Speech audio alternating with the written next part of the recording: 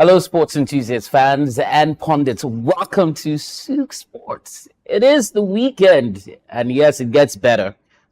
There are loads of exciting stories making the rounds in the world of sports, and yours truly, the top cat, TC Barra, will be bringing you up to speed with all of those stories, the juicy details, alongside Charlie Montero. Yeah, man, it's good to be here. It's a Friday. We are all preparing for the weekend, and the weekend is just about around the corner. And we are Weekend starts today, though. It does, but for we, Premier League fans, it starts tomorrow. A lot of people that started their weekend today. Some people will go clubbing and all that, but we are still here. We're working, and the weekend is going. It's promising. It's promising. I also want to take my time, relax, enjoy the games, and blow the steam off. I swear, blow the steam off. I like that sound of that. Been a while I heard that cliche. But then let's move on and let you know that Super Eagles are unchanged in the recent ranking released by the Federation International Football Association, FIFA.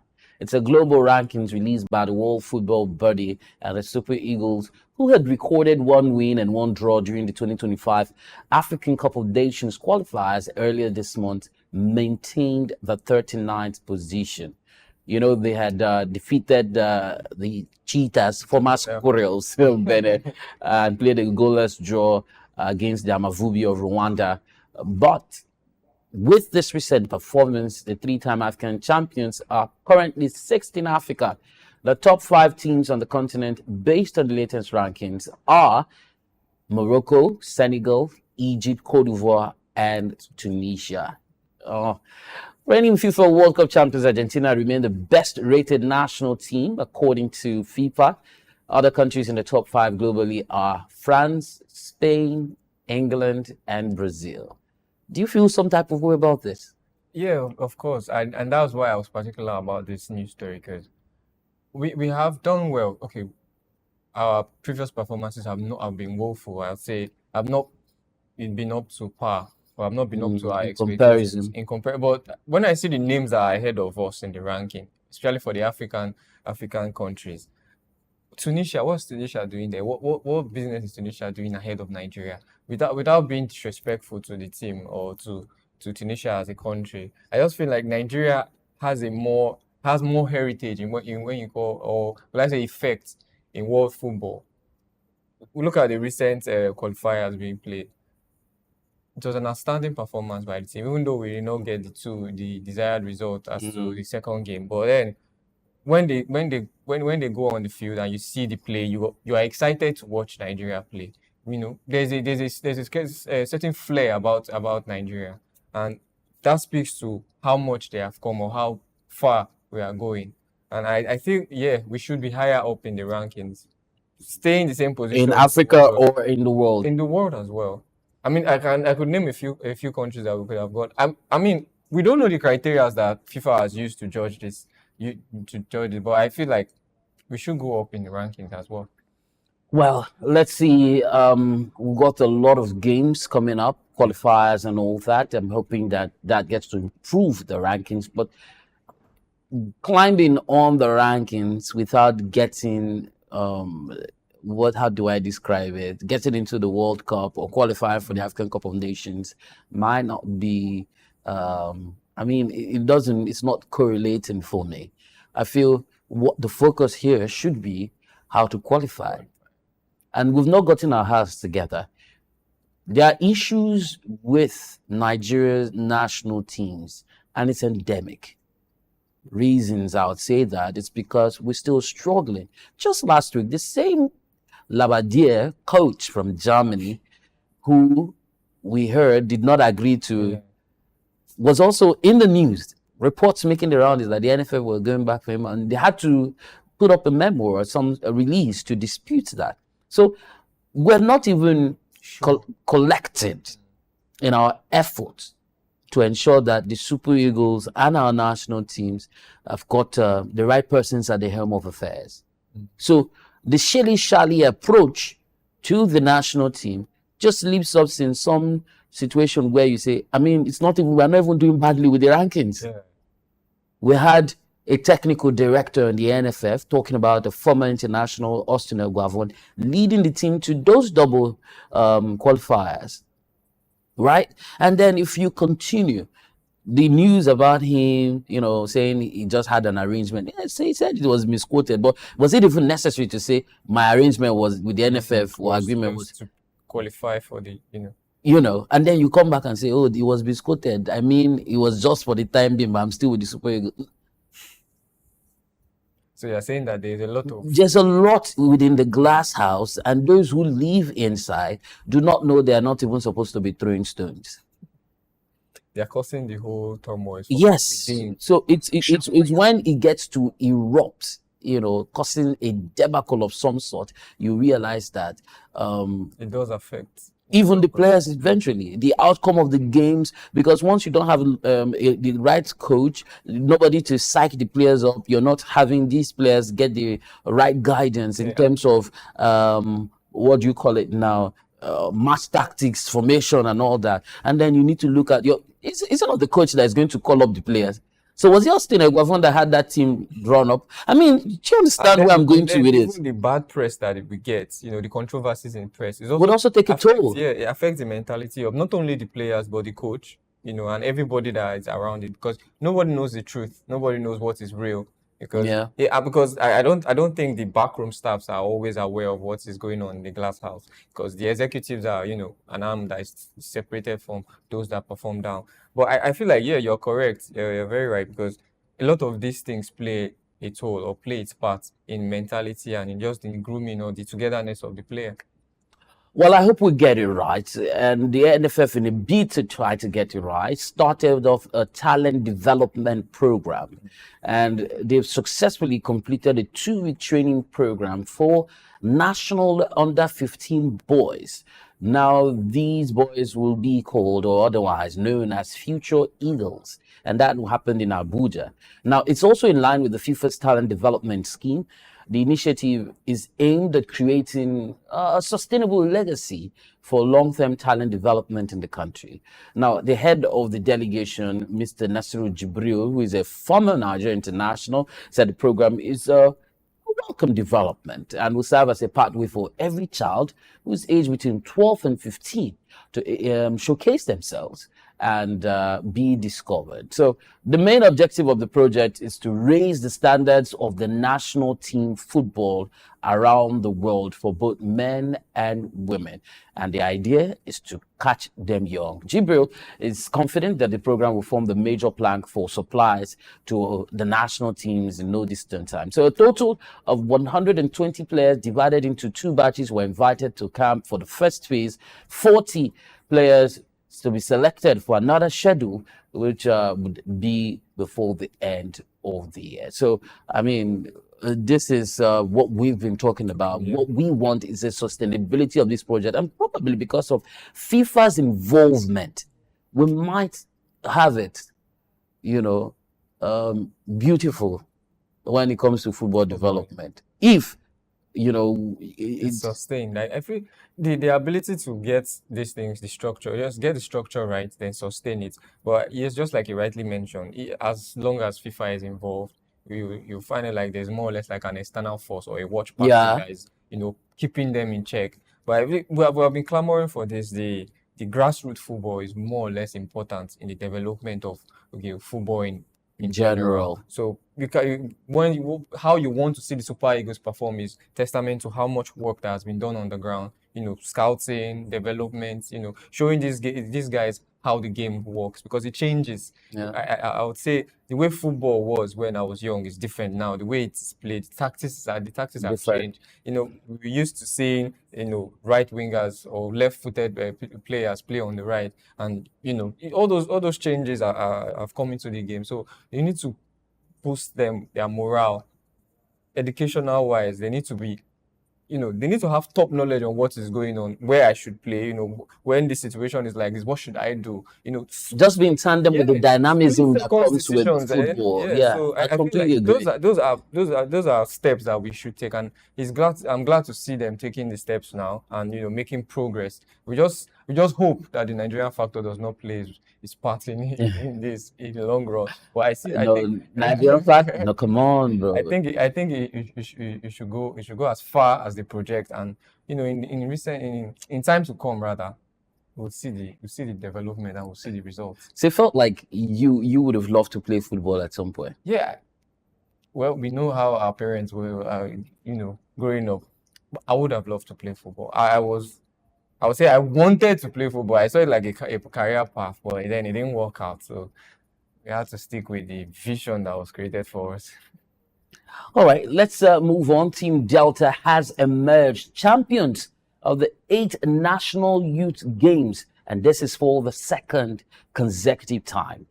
46 gold, 31 silver, 34 bronze, coming to a total of 111 medals. The host state of the Youth Games were declared winners at the closing ceremony. It was held at the Stephen Keshi Stadium. Stephen Keshi Stadium coming through, every other time for youth festivals and all that. So that game culminated yesterday in Asaba. They were closely followed, talking about Team Delta, by Team Lagos. Team Lagos won 26 gold, 20 silver, and 19 bronze medals, while the third position went to Team Edo, comprising of 18 gold, 13 silver, and 28 bronze. Now, Delta hosted the 7th edition of the games and topped the medals table with 51 gold, 34 silver, and 11 bronze medals. They have won all editions of the National Youth Games from 2016 till this year. 35 states, including the FCT, won medals, excluding Ebonyi State. Unlike last year, when it was about 27 states, while River State are the only state that failed to participate. So River State did not participate, right? A lot of persons in my space are talking about Abia State, who made a massive leap from 22nd, in the 2023 edition with 7 medals to 10th position, finishing up with 31 medals in this year's edition. Congratulations to my home state. Yeah. What's your home state? Imo State. Should we check your home state? We can. Should we check what your home state? Let's check what your home state finished with. Would you like to hear that? I'm proud regardless. Oh. Regardless of the result. I mean, it's not like it's a bad thing. It's a competition, and whoever comes first comes first. Really? Yeah. Okay. So your home state finished 18th. No gold medal, by the way. But we picked up something. Still proud of you guys regardless. We are getting there. Okay, let's let you know that the NPFL has announced the new date for the rescheduled matchday 3 fixture between Enyimba and Akwa United. And that information or communication is from the Chief Operating Officer, Davidson Owumi. He said the new date, which is was originally scheduled for the 22nd of September, will now take place on the 2nd of October. That will be at the Enyimba International Stadium in Aba. Now, the decision to reschedule the match was made due to the CAF Confederation's fixture, which is the second preliminary round reverse leg tie against Etoile Filante, happening tomorrow. And Enyimba's head coach, Olarinwaju Yemi, says he's focused on guiding the team to a victory in that match against the team from Burkina Faso. The Aba Giants managed a barren draw in the first leg of their CAF Confederations Cup second preliminary round contest, as they host their opponents at the Nest of Champions Godswill Akpabio International Stadium tomorrow. Tomorrow on Sunday. I'm still very unsure. It's tomorrow. Sunday. Well, Olarinwaju is emphasizing the importance of the need to work hard and stay focused ahead of that game, which is a crucial test for the team. I wonder what you make out of that. Well, Enyimba, Filante. I think the team that used to pose a lot of problem, Etoile du Sahel, Esperance of Tunisia, I know them. Asec Mimosa. I feel they got a result, a draw. Yeah, It's important that you come into consolidate on that. come to the home side, with morale boost, and I think they can consolidate on the draw and get the win. Home advantage plays its role. Yeah. Plays its part, I guess. But I feel they should get the result. It's theirs to lose at the moment. Theirs to lose because everything is significantly weighing on their side, and they have all the advantage to win. So confidently behind Enyimba to take this one. Or Fidelis Electrical of Rangers International saying that the clash with Sagrada Esperanca in the CAF Champions League is a cup final for them. Well, Nigeria's reigning league champions commenced their journey for the second leg, the preliminary round of the CAF Champions League encounter against Sagrada Esperanca of Angola. A delegation led by the GM CEO of the club, Amubi Ezako, who sometimes plays, he's a goalkeeper, so he wears his goals. He's registered. Yeah, so he sometimes he gets on the pitch. Yes, player GM, not even coach, player GM. So he wears his gloves, he gets into the pitch. So he led the team. They departed Enugu on Wednesday for the capital of Angola, which is Luanda. And they spent one night in Lagos before jetting out to Angola. Electrical's two-third side would want to pick the ticket for a group stage passage. And he said that they're going to Luanda to play as if it's a final. But then the important thing is their sport, their fired, but they are going to be without their star forward, Onikacho Kafo. He was available in the first leg, but he has been ruled out of the second leg. The Nigerian will not be available for his team when they play. So, well, we all know the importance of having your star players in the fold, but we see how they plan out or how they pan out towards the aim in the game. But I think it's just one player. They can do without one player. We know the effect of having your star player missing, but I think they can manage. So they should get the desired result, put their weight behind it, and see it through the line. We'll take a moment, and when we return, we'll take you out of the continent of Africa, across the ocean, to bring up to speed what went down in the UEFA Champions League. So games were played yesterday and day before yesterday, and of course we've got the long weekend. When I mean long, not badly long, but a weekend of fixtures ahead of us. We'll take a look at that in a bit. Don't move anywhere. Stay tuned.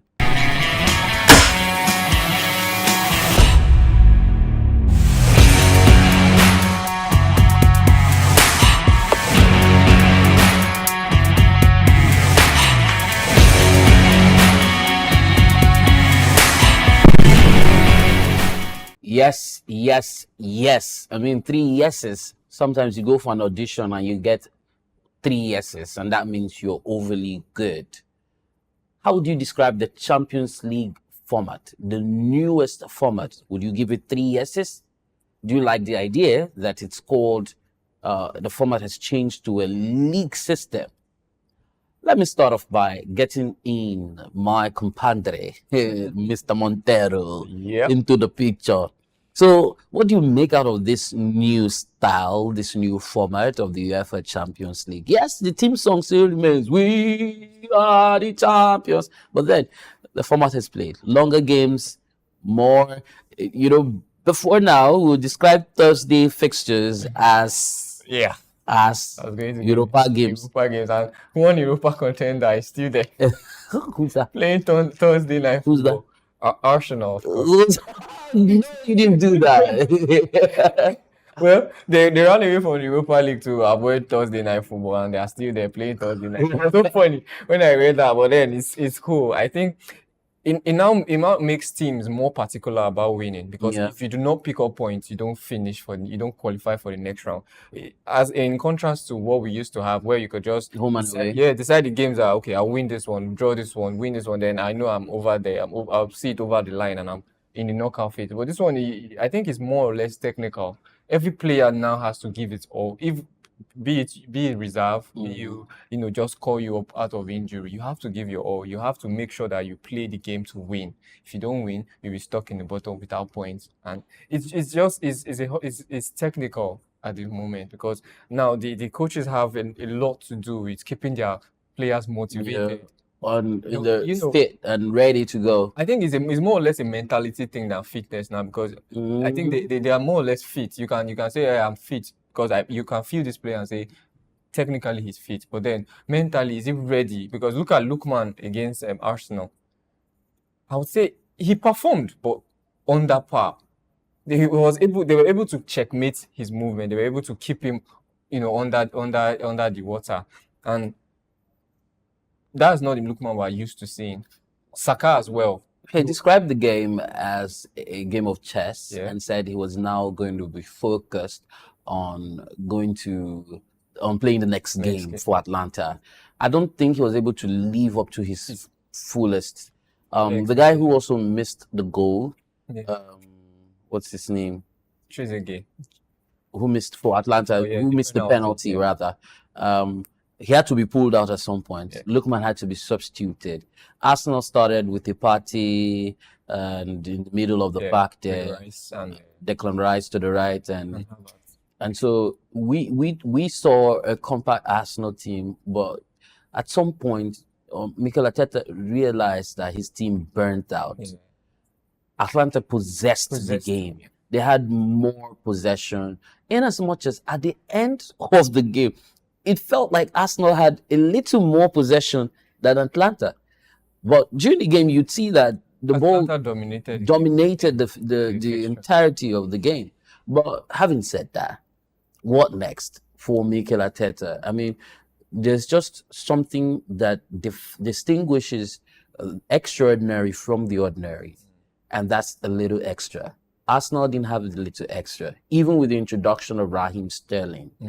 Late hours of the game. I think what they were lacking in that game was their creative player, of which they only have one. Sorry to say, they only have Odegaard doing the creativity because he's the connection between the midfield and the attack. So he's more or less like the creative mind. He's the one that comes up with all the bright ideas for Arsenal. I just feel like they should go away from the ordinary and try and step into the extraordinary. I mean, players. That's why I'll give it to the goalkeeper. Yeah, Raya. Astonishing. Save the penalty, save the rebound. Absolute beautiful reflexes from Raya. I mean, he saved the penalty from his right, and he went the rebound on his left. It was 2 saves in quick successions. Raya is an outstanding goalkeeper, without any doubt. Would you describe him as the man of the match for you? Yes. A penalty is more or less like the highlight of the game. And he was able to manage that. He maintains pressure and composure. Putting into consideration the length of the VAR check. I mean, there's a lot of pressure would have mounted, but he saw through it, and I'm certain that when he woke up in the morning, Arsenal's goalkeeper would have screamed, "Up and grateful, up and grateful," right? And when that penalty was coming, he would have said, "I am chosen. I am chosen. I am chosen." It's a HIM. Crazy. Anyway, let's move on and let you know that 19th of September saw accumulation of Champions League match day for the week. Some unexpected results, were recorded. And so we saw a clash between FC Barcelona and French League One side Monaco. That ended with Barcelona at the receiving end of the sword. Coach Hansi Flick, who recently said he and his team are set to win the UCL, was stunned by the French side. That game ended 2-1 at the Stade Louis. Barcelona looked like a team that would have beaten Monaco if they didn't play with a man down from the 10th minute of the counter after Eddie Garcia was recorded. Now, the biggest win on the night was recorded at the Quip, where German Bundesliga champions Bayer Leverkusen defeated Feyenoord 4-0. Victor Boniface, who made his Champions League debut in the counter for Leverkusen, wasn't on the score sheet. At Gewiss Stadium in Italy, the Premier League side Arsenal, like we said, couldn't do much against Atalanta as they failed to produce any goal. So, of course, let me give you a rundown of some of the other results that came in. Zvezda versus Benfica ended 1-2, favor of Benfica. Brest beat SK Stormgrass 2-1. Atletico Madrid were winners over RB Leipzig 2-1, the same scoreline. And of course, I told you Barcelona lost to Monaco, it ended 2-1. So it seemed like a night of 2-1s. But just to go back to Wednesday, where Bologna and Shakhtar Donetsk ended goalless, Sparta Praha beat RB Salzburg 3-0. PSG just needed 1 goal to surmount Girona. Club Brugge lost to Borussia Dortmund by 3 goals. Celtic beat Slovan Bratislava 5-1. Then, one of the biggest fixtures, Man City and Inter Milan ended goalless. Did you see that? Yeah, saw the game, and there was no surprise there. It was just more or less like a repeat of 2023 final because they were cancelling each other out, cancelling each other. I see you would appreciate the art of defending when the Italians do it, because I saw Inter Milan just sit back, maintain their shape. You know, every Pack the player bus. was not really packed the bus because at some point they came out to play. They came out to play, and you see them keeping their formation, keeping the compactness, keeping every player behind the ball, and they defend in mass and attacked in mass, and they just kept City quiet. City felt like a toothless dog, I would say, because they were just barking and there was no end result, and that just tells you how good the Italians are in defending, and Inter Milan, you know, especially, and they had a magnificent season last year, and again they proved that they are really the giants of Italy, and they have shown that Man City is just one nip that they can put in the board. How about the game between Barcelona and Monaco? Barcelona, a bear. Well, I told someone that Barcelona would not stand out as, you know, a unique or an outstanding team if they Don't you don't think that perform. the one man Regardless of the one man down, you know, yes, it red card does play its part, but once they equalized, from the 10th minute, it was early. it was. But I felt like once they equalized, they had more or less like the momentum. Monaco were scared and they sat back, but they couldn't take their chances. Advantage. They had they had quite a couple of chances and they couldn't take it. I mean, Lewandowski was right there, but he was not as effective as we would hope or would have hoped. And you see, Barcelona just asking the questions but not getting answers. Asking the questions and not getting answers. I just feel like they have not lived up to expectation. A lot of people expect a lot from Barcelona, me myself included, but I was of the opinion that if they cannot show their prowess in the Champions League, then they are not a team that we should say is up there when you talk about the likes of Real Madrid, Man City. Really? Yeah, because they can. I feel hard luck took its toll on them. You wouldn't just wish Barcelona away. Maybe pre-season they played this same Monaco and lost 3-0. And I don't see a difference in the lineup because it's still the same young stars they played. And these young I feel stars, they're not at their peak at the they're moment. not at their peak at the moment. And they can easily breeze through La Liga because these are opponents they are used to. These are clubs they are used to playing season and out of season. But this is the Champions League where champions represent and where champions are made. And if they cannot do it, regardless of being away, having the disadvantage, if they could not do it in Champions League against a team like Monaco, then I would say they're not ready, really. Well, let's find our way into the English Premier League, which will resume on Saturday with mouth-watering games across England as the season heats up. Now, the first game will go down in the English Premier League matchday 5, a London derby between West Ham United and Chelsea. Well, it's Chelsea in form, actually. They are, but West Ham is playing under par, but Chelsea is in form, and we should expect them to easily, I will not say walk over West Ham, but then this is a fixture they should be licking their lips and, you know, finding it easy, even with the Hammers being at home. Yeah, it's a London derby, and Chelsea are owners of London. Really? Yeah, you want to dispute that? The Arsenal is in where again? North London. So it's still not the same. It's not the same, but then they can. Tottenham is where? North London. Okay. They can rule North London, but Chelsea owns them. Owns the entirety of London. Both of them don't have a Champions League to prove. They don't have a Champions League to back up their claim. Crazy. So 6 games will go down simultaneously from 3 p.m., including the fixture between North London club Tottenham Hotspur and West London club Brentford. Liverpool versus Bournemouth clash will also kick off at the same time. The last Premier League game on Saturday is between Crystal Palace and Manchester United. The remaining games will take place on Sunday. All right. So let me give it to you now. Aston Villa is up on the screen against Wolverhampton Wanderers. Fulham against Newcastle United. Everton away to Leicester City at the King Power Stadium. Liverpool play host to AFC Bournemouth. Southampton against the newly promoted side Ipswich Town, Brentford, Tottenham, Crystal Palace, Manchester United.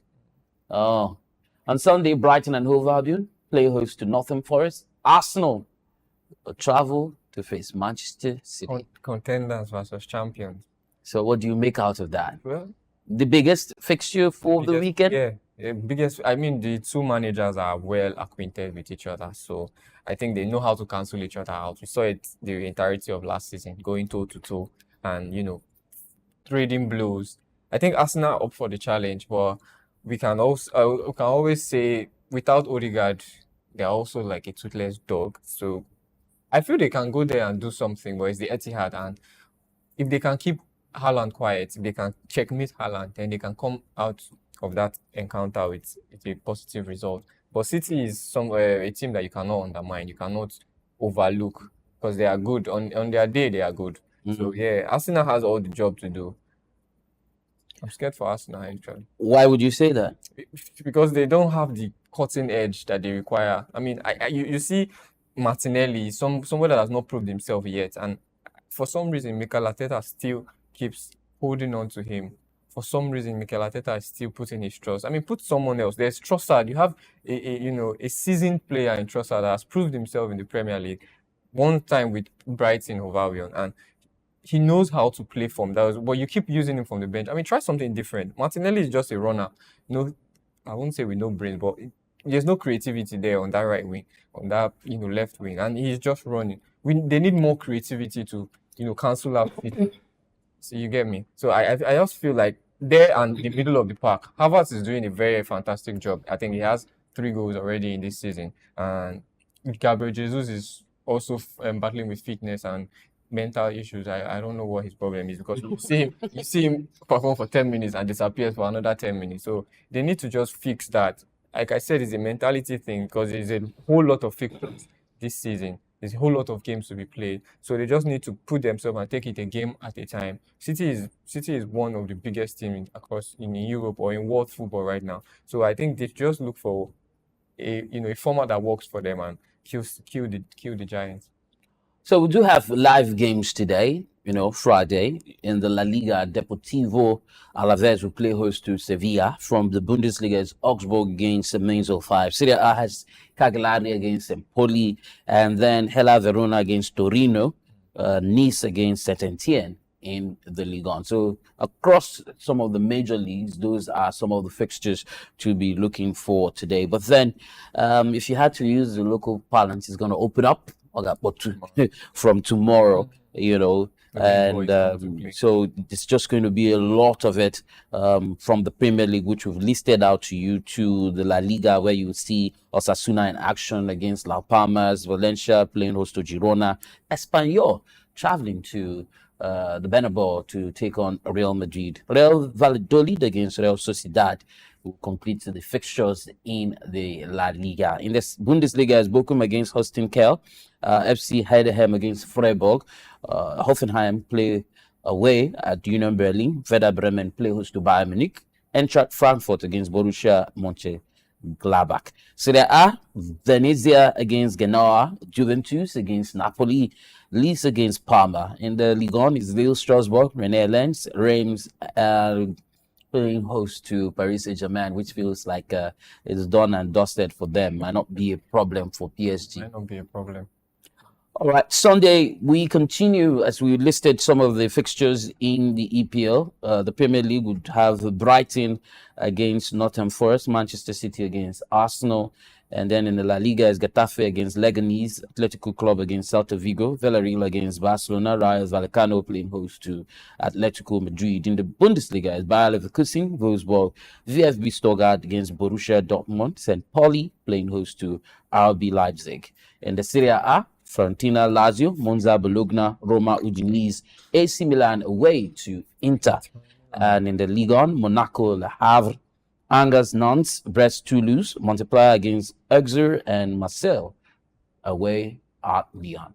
Now, let's get back to the continent of Africa, narrowing it down to Nigeria, where we do have games, that most of the NPFL games played on Sunday. We start off today, that the Oga Boys of Lagos, Ikorodu City, will be taking on Kwara United, but that game will be away. It's not going to be at the Mobile Johnson Arena. So the first time they played, it was whitewashing. They're still finding a way to get their feet They should have played the second game, but because of continental engagements of the clubs that are involved, those games have been put on hold. And so they're away to Kwara, and they're hoping to get something out of that one. Sunshine Stars play host to Abia Warriors.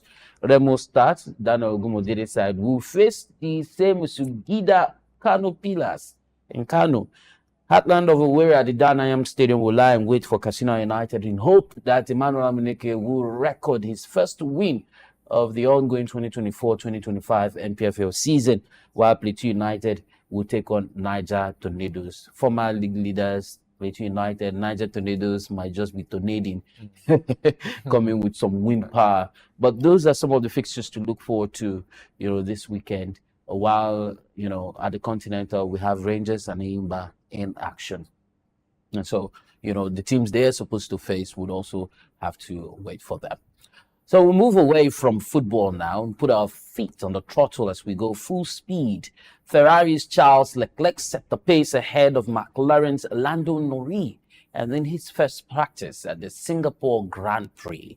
One of the favorite of my friend JB. He loves the Grand Prix, the Formula One, and says the Singapore Grand Prix is the most interesting because you have to drive through cities. Leclerc was 0.076 seconds quicker than the Briton Ferrari's Carlos Sainz, coming in third ahead of Red Bull's Max Verstappen. Norris head into the weekend with 59 points, and that's behind Verstappen in the championship. He also needs to keep eating into the Dutchman's lead to keep his title hopes on track. Singapore was the only race last year where Red Bull failed to win, and the team have come into this event expecting somewhat of a difficult weekend. Now, Verstappen complained of understeer during the session and ended in 0.334 seconds off the pace. Now, after the session, he was ordered to report to the stewards for an alleged breach of sporting code, and that is following his swearing at officials at the news conference yesterday. His swearing came after FIA President Mohammed Ben Sulayem said in an interview that he wanted Formula One not to broadcast swearing from drivers during on-track sessions. Team radio transmissions are always vetted before broadcast and are transmitted on delay, so swearing can be bleeped. What do you think about that? It's like radio, no swear words, no curse words. Because you do have a lot of young kids, watching, listening and following, following this game. So you cannot afford to put curse words out there on the internet or up for their content, and we have to also protect the next generation. I mean, you cannot swear, and it's not morally right or ethically right. So I think they has a point there. Well, you cannot blame them. Just a lot of swearing going on in the world today. And we're hopeful that people can, keep it low. Anyway, still talking about swearing and anger management issues. Daniel Dubois slammed the table. Mild frustration ensued, and he refused to engage with Anthony Joshua as the two met in an understated news conference in London. Now, they're supposed to clash in front of a reported post-war British record crowd of 96,000 at Wembley Stadium tomorrow. Dubois won the interim IBF title in June and was elevated to world champion status when Alexander Usyk vacated. And he said he needs to retain the world title too and legitimize himself by winning the fight. He appeared eager for the news conference to end, while Joshua, who is usually very conversational, remained focused and respectful towards the opponent. How do you see this fight panning? Has Anthony Joshua lost? No, I think he's already hitting up. It gives it more. It gives the fans a lot to be desired. Yeah. All right. So I think they are doing their job, or they are both playing their parts. Anthony Joshua is more or less always calm and reserved, but he likes to keep a conversation. Well, I think it's one that we should see. It's a you and I together. You buying beer? Nah, I don't drink beer. You buying wine? I could buy you one. A bottle of wine. Yeah, one bottle of whatever you drink. Okay. All right. We're going to see the game and get back to you with how it panned out. But then if you had to put your money on... I will still go with my Nigerian blood. No, he's been described as British for a long time. He's still Nigerian blood in him regardless. So I'll still stick with Anthony Joshua because I personally want to see him get back up there. I want to see him get back. I know, remember the days where Joshua was a name. AJ. He was a name. You scared to get in the ring with him. So yeah. I think Joshua should put the boy in his place. Yeah. Let's see how that plays out this weekend. We will tell. Well, Coco Gauff, who is another name to reckon with in the sports field, sports sector, sports world, however you want to describe it, especially if you're a lover and follower of tennis. The American world number 6 ended her partnership with coach Brad Gilbert just 2 weeks after what she described as a disappointing US Open title defense. 20 years. It's understandable that she might just be quick-tempered. She won the first major of her career in New York last year under his guidance, but she lost in the 4th round to fellow American Neymar Navarro. She hired Gilbert to work alongside Spanish coach Per Riba after a chastening first-round exit at Wimbledon last year. That led to a turnaround in fortune. She won 18 of her next 19 matches in her home hard court swing, leading to title victories in Washington, Cincinnati, and then New York. But then she says, that they have to move on. What a way to fire. It's called hire and fire. Great Britain's Emma Raducanu moved through to the quarterfinals at the Korea Open. She beat China's Yue Yuan in straight sets. She seized control of the match, winning 6 successive games to wrap up the opening set and then take charge of the second. The 2021 21 years of age US Open champion, who's ranked 70th in the world, took a 7th match point to win 6-4, 6-3, and then went on to reach the last 8 in show. She will play Daria Kasatkina tomorrow, with the semifinals also taking place later that day because rain postponed play for today. Russian top seed Kasatkina will be the person who might stop Raducanu. Or you think she'll go all the way? I think Raducanu goes all the way. I mean, she has showed more desire, she has showed more fighting spirits, and she really wants it. But then having 2 fights, 2 matches. Well, it's like a fight for their lives, a fight to remain in the tournament. A fight for the money. Fight for the money. Well, rumor has it that Manchester United is set to offer England midfielder Kobe Mino, who is 19, a bumper new contract to reflect his status as a fixture in the first team. Manchester United, we hear, could move from Bayern Munich's German midfielder Leon Goretzka, with the futures of Denmark midfielder Christian Eriksen and Brazil's Casemiro are currently hanging in the balance. Tottenham, Newcastle United, Manchester, we hear, are all chasing Lille and England midfielder Angel Gomez. And that's the 24-year-old coming to an end of a contract he already had.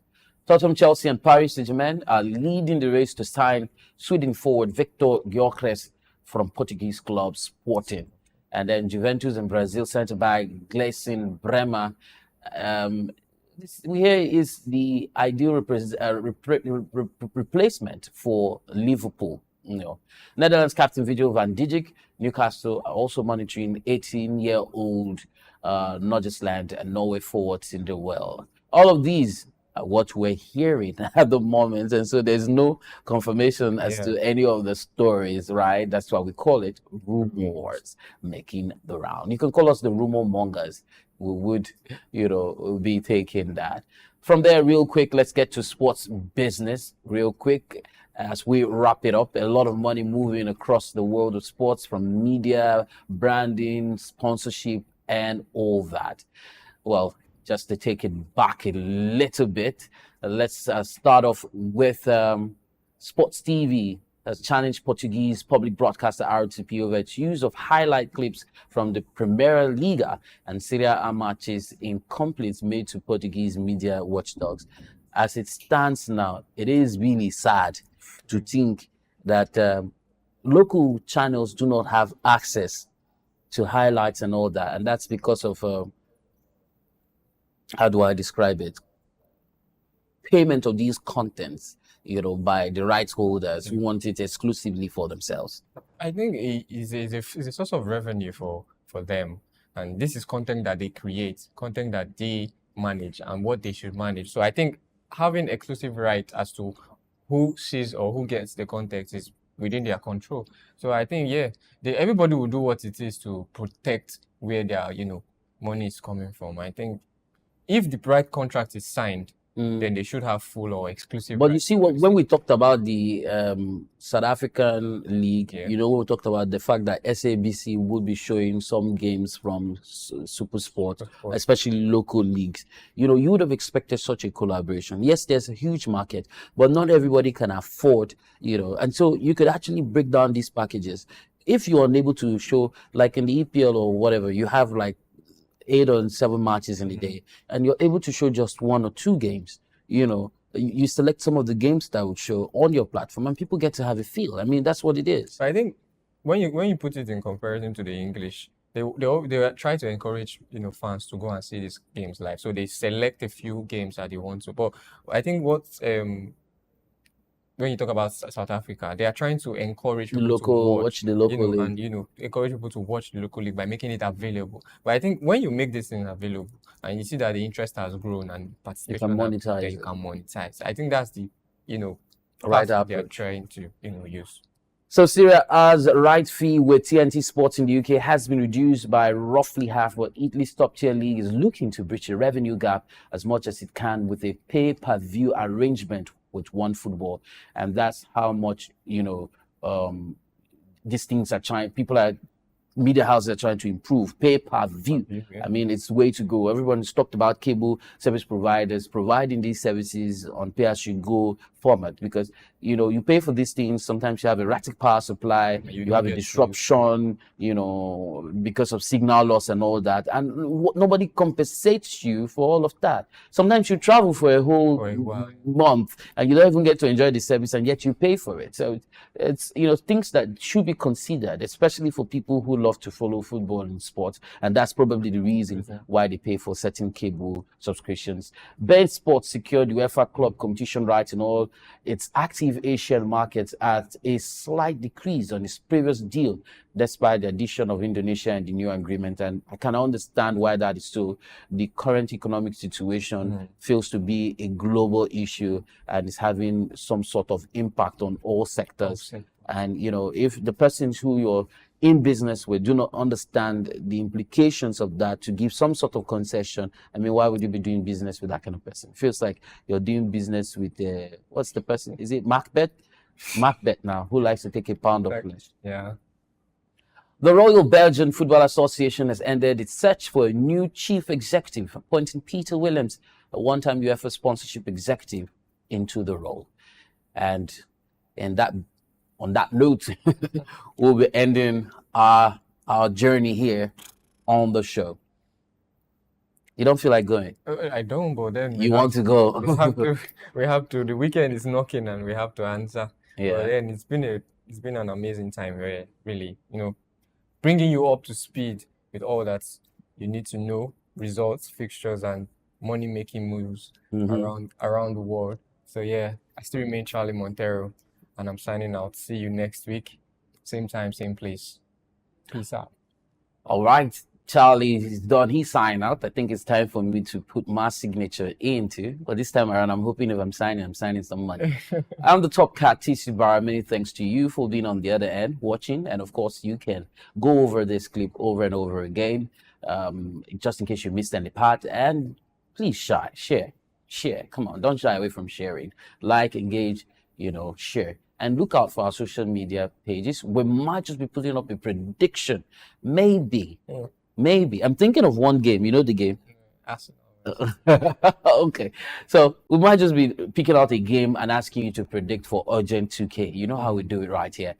And many thanks to everyone behind the scene, ensuring you can receive us crisp, loud, and clear. Do have yourself a wonderful Friday, great weekend, and see you Monday, 1 p.m. West African time. Until then, bye for now.